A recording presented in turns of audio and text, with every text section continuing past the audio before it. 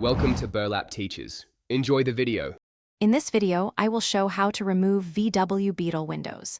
Begin by rolling the window to a safe position and supporting the glass from beneath with a padded block to prevent dropping.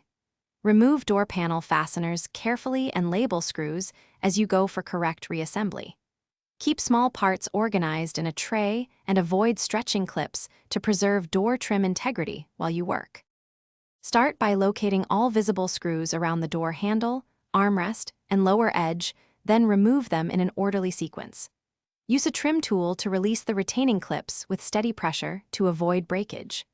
Unplug the window switch harness and any speaker connectors and lift the panel away carefully, watching for hidden clips near the mirror area.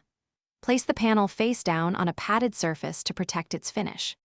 With the panel removed, operate the switch or gently move the regulator to expose its mounting bolts and the glass clamps. Secure the glass with a padded block and then unbolt the regulator and motor assembly from the door shell. Detach the glass from the clamps and carefully lift the window up and out through the top of the door opening, then remove the regulator through the access hole for replacement or repair.